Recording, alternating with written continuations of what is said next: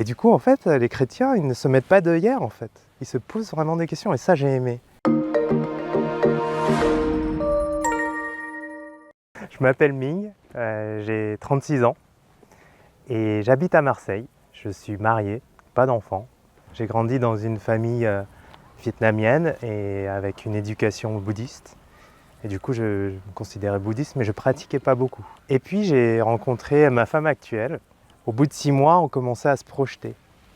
Et, et c'est là qu'en fait, on a commencé à se poser plein de questions sur comment on voulait élever les enfants, etc.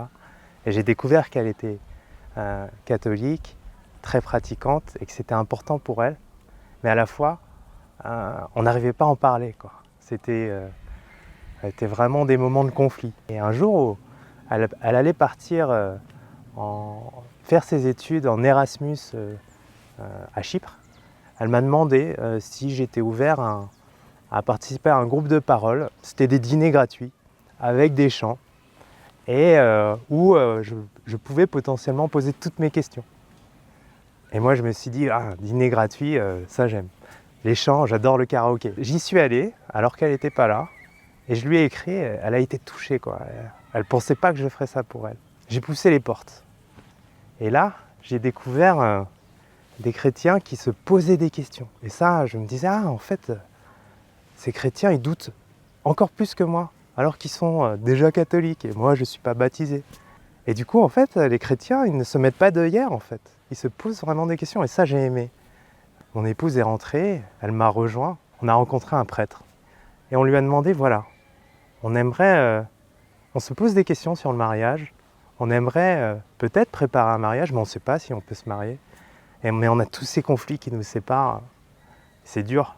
Il a répondu, je suis prêt à vous accompagner et à vous aider à cheminer dans ce questionnement. Et peut-être qu'il y aura mariage, peut-être qu'il y aura séparation, mais en tout cas, je serai là pour vous.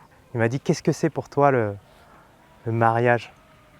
Et je lui ai dit, pour moi, c'est une belle fête. Bah oui, il y a 50% des mariages qui échouent en Île-de-France, donc comment je peux promettre que j'aimerai toujours la personne? Je ne peux pas le promettre, je ne contrôle pas mes sentiments. Et là, il m'a répondu une phrase que j'oublierai jamais. Il m'a dit, le mariage, c'est pas la promesse de toujours aimer. Le mariage, c'est la promesse de toujours revenir. Et là, ça m'a frappé, quoi. Il a eu cette réponse et ouais, j'ai senti vraiment au fond de moi que j'avais quelque chose qui se débloquait, quoi. Et j'étais prêt. J'étais prêt, je lui ai dit, ça je peux le promettre. Ma vie spirituelle, elle n'existait pas trop. Ma vie spirituelle, avant, c'était une vie plutôt d'obligation. On devait prier Bouddha.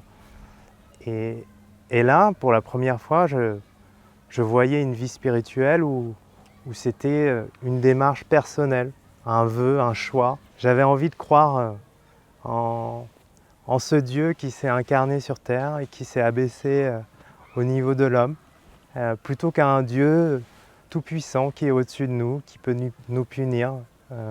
Et là, j'ai découvert un Dieu, voilà, qui n'est qu'amour et qui s'abaisse à notre niveau. Et je préfère un Dieu comme ça, donc je choisis de croire en Jésus-Christ pour ça.